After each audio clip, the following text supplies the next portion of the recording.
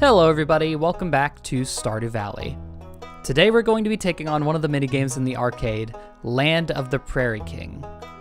This is a top-down shooter. Yes, this is not the first attempt. It's a very hard game, and there's an achievement for beating it, and there's also an achievement for taking absolutely no hits. I'm just going to be giving a guide to beat it. So, top-down shooter, and zombies rush at you. They'll be dropping power-ups that have various different effects. We just got the smoke bomb, which will teleport you and also confuse all the enemies that spawn for like a good 5 seconds. Here's the coffee cup, which just increases your movement speed, probably the weakest of all the upgrades. Hey, we're getting them at a pretty good speed. This is the wagon wheel, which lets you shoot in all 8 directions at once. And you'll notice that we've been grabbing these coins. You're going to want to grab as many of these coins as you can because there will be shops that appear that will give you buffs permanent buffs to all of your stats. I want that. Oh, I did get it. I used the smoke bomb so that I could specifically go and get that. Yeah, I'm gonna use it. Not waiting any longer. Gopher. I don't think this is anything. It's just an Easter egg. That's appeared to me twice now while doing these attempts. Here's the shotgun spread. It allows you to shoot 3 shots at once. I'd like to save it if at all possible. We'll see. And if you do grab multiple power-ups at the same time, they will stack. You will get the coffee cup's movement buff and the shotgun spread at the same time if you pick them up right after each other. And that's an extra life. We've actually got 6 lives already, which is really good. You're going to want to stockpile as many lives as you can. Now that might have not seemed too bad. And a 1 life run might not seem impossible until you get to World 3 and life throws its harsh realities at you. Every stage is going to have a slightly different layout. These little wooden blocks we cannot shoot through nor move through, but that stays the same for enemies as well. Enemies don't have projectiles, but they cannot walk through it. These new spike boys are new. I'm just going to use this right off the bat. If you give them too much time, they will create a spike block that you cannot walk through. That one's kind of out of the way, so I'm not too mad at it, but they do take a lot of shots to destroy if you let them build that up, so keep that in mind. Don't let it create something in your main area of movement. I like to stay towards the middle in most stages, and if there's a stage where I don't like to stay in the middle, I'll mention it. Those will be pretty obvious, though, because some of these layouts get pretty wild. And if there's nothing to talk about, I think I'll go ahead and speed it up.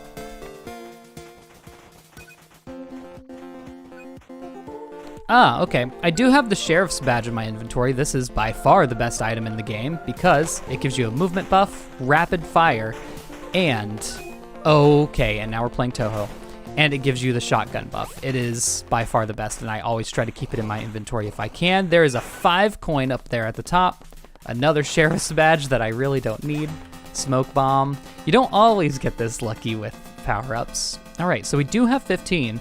I could get the shot speed upgrade. Okay, so this is speed, movement speed. This is shot speed, shot firing speed rather. And this is your shot power.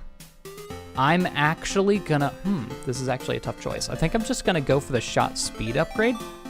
I will go for the power upgrade next, but there's just not enough enemies in this first area, this first world, that take more than 1 hit to kill. That makes it worth to get that power upgrade. This is weird layout, but oh well. I believe this is where we'll start seeing zombies that take multiple hits though. So I will be wary for that. But in that case, let's keep going.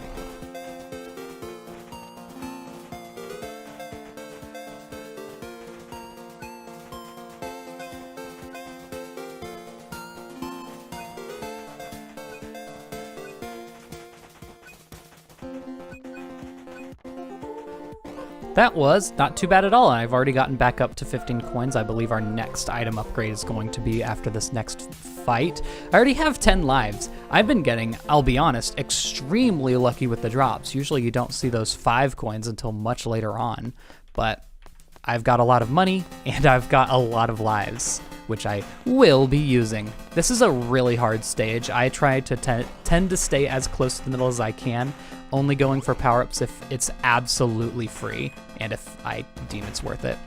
I try to keep these enemies out from the inside as much as I can, because obviously that's not good if you don't. I'm gonna try and clear out this bottom segment. There's a gravestone This makes you invincible and gives you a speed increase for a limited amount of time. Try to get that. Try to clear out the inside before we finish this upgrade. There we go. I still have the sheriff's badge saved, and I imagine I'll probably end up using it in this stage. Luckily, they can tend to block each other out. There's the nuke. Not one of the better items. I tend to just grab it whenever I see it. It does get you out of a sticky situation, but only one sticky situation. Other power-ups stay for a much longer time. I shouldn't have gone for that. I absolutely should not have gone for that coffee cup because it's not good. When you die, the stage does reset. You don't lose time on your timer, but you do lose out on any power-ups that were on the ground, including coins or anything like that. Leave this for the last possible moment. Yet another Goph. Bonk. And this should get us through most of the rest of the stage.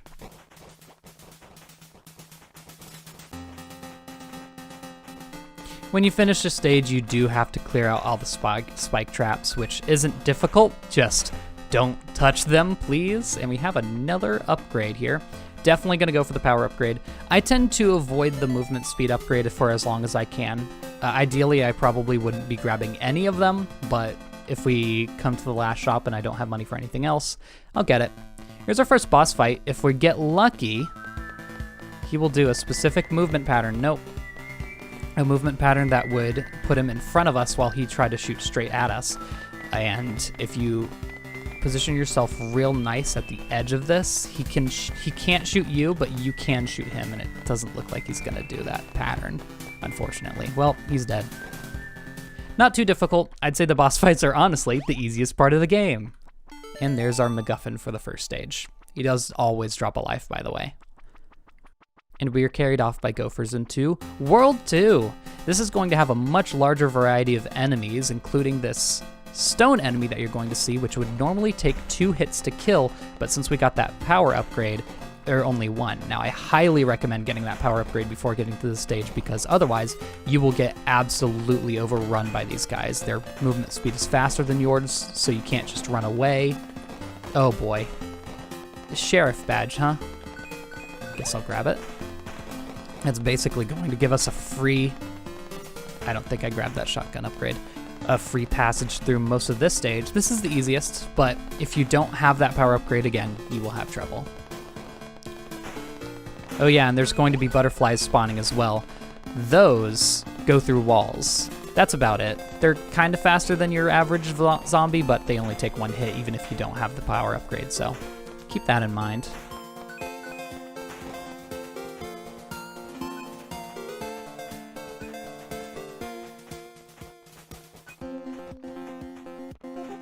And there we go, simple enough. Now let me think.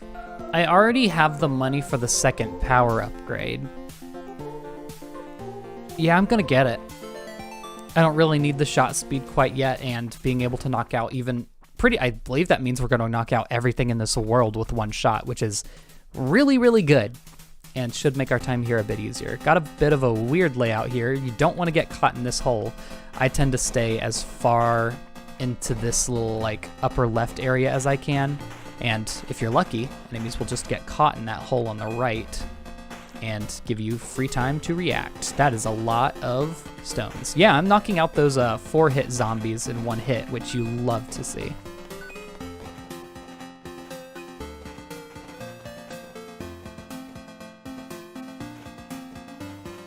Oh man, I was getting a little too hoity-toity with myself. I thought I was invincible.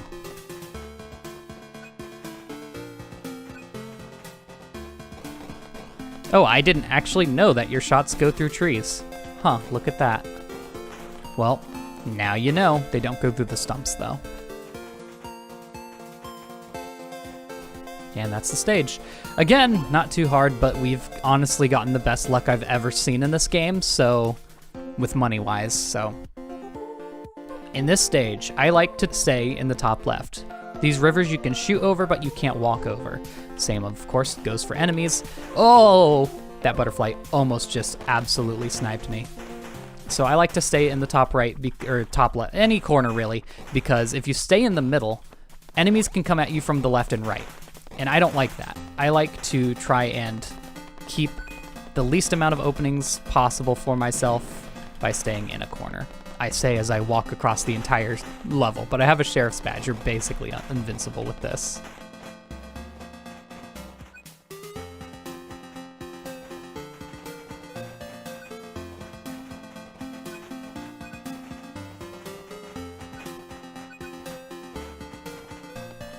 And here's another shop. Please give me that coin. I'm gonna go for yet another speed upgrade. Well, shot speed upgrade. I'm never going to go for the movement upgrade unless it's the last shop. Did I say that already? I've tried to record this so many times that I don't know. Anyway, here's boss number 2. It's basically identical to the original. I try to stay in close proximity to this log so that I can always hide behind it if I need to. Your extra power does do more damage to the boss, but I don't ever find it that needed.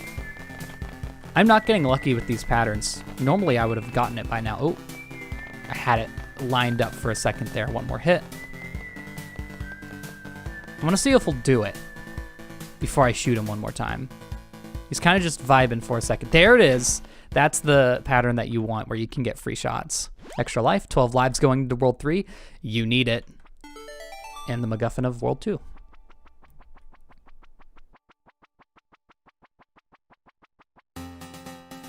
Okay, this isn't easy. This is where you want your level 2 power upgrade absolutely, because these mummies take so many hits. Only taking 2 hits is absolutely required.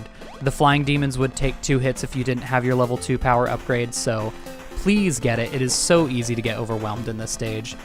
Gravestones act basically as trees. You can shoot through them, but you can't walk through them. I'm going to try and get enough money to where, okay, I can get yet another shoot speed upgrade maybe. That would be ideal. I missed that sheriff badge for 1 coin, not worth it. Yeah, normally I'd be getting pretty overwhelmed in this level, but luckily with our level 2 power already, it's not as bad as it could be. Try to use the gravestones as defense as much as you can, because being able to shoot through them is such a boon. And always, always prioritize the flying demons. Demons, bats, I don't know if they even have an actual name of what they are compared to the mummies, because even though the mummies are tanky and they can fill the screen really quickly, they move really slowly and are generally not as much of an issue. Get that free nuke. And I think we're going to finish off level 1 without too much difficulty. I hate that I died at spots that I absolutely should not have. Like, it was never a situation of, oh, I'm gonna die here no matter what. And that's usually what kills runs, but yeah. I guess I'll just be a zombie now. Well, this is unfortunate. This is, I believe, off the top of my head, the last shop of the game, so I guess I'm just gonna grab the movement speed upgrade. Which isn't useless, I should say, especially in this stage where the flying demons go so much faster than you.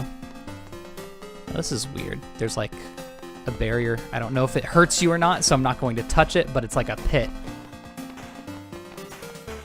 Otherwise, it's a very decent stage. I'm gonna stay out of the middle, personally, because I don't like being constrained to such a small area. This is bad. Yeah, like I said, they can fill the screen real quick. Oh no! I grabbed that sheriff badge. I wanted to stalk it.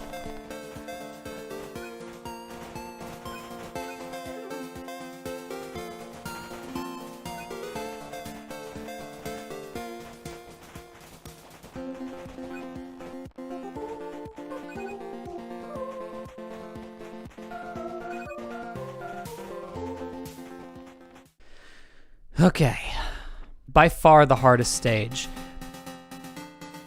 And it may look like, oh, it's so simple. Well, the flying demons can spawn from anywhere, and so many enemies spawn on this stage. So make sure you have the best items stockpiled as you can, and just absolutely tear through everything. Oh my goodness. Yeah. Even with rapid fire, I couldn't do it. See, this is why I don't go for the deathless. I think that's what, 5 deaths, I think? Which, most of them I think could have been avoided. I think this could have been a good run had I not been lackadaisical about the whole deal. But, oh well. Get the wagon wheel. You know what? Do I want the wagon wheel or the gravestone? I think the gravestone is going to get me out of more dire situations. It lasts at least for a little bit. It's basically a screen nuke, but it lasts for a while. Sure, I'll grab coins, who cares? This is weird. Not often I see an empty screen on this stage. Like I said, I think that we got probably one of the best. Okay, yeah, I'm gonna use it here. There's too many demons coming from all around. I think we probably got one of the best RNG rolls for money that I've ever seen. I don't think they're really coming at me. I don't think most people would be able to afford the movement upgrade or sometimes even that second shot speed upgrade that we were able to afford. So I would absolutely recommend just go for, oh boy. Sheesh. Okay. Well, we've done it. Oh my lord, dude. One last shot. I can get another, shot speed. Also, I really should have gotten this rapid fire. Oh, that sucks. Well, final boss time. Anyway, like I was saying, I recommend going for shot speed, then power again, and then whatever you can afford after that point. Really hard final boss. If I had rapid fire, that would have been an instant kill right there. I didn't move anywhere left or right once I entered the stage. Oh, I didn't expect him to start shooting. That's on me. But hey, I have 15 lives. I'm not really worried. This is way easier than the final stage. So, oh well. Bonk. That easy. Once you get here, it's basically free. Well, unless you have one life, I suppose, and die like I did. There you go. That is the game. And I'll get you the achievement for beating Land of the Prairie King. Not the achievement for Deathless Run, which is the rarest achievement in all of Stardew, by the way. So, thank you all for watching, and I'll see you in another video.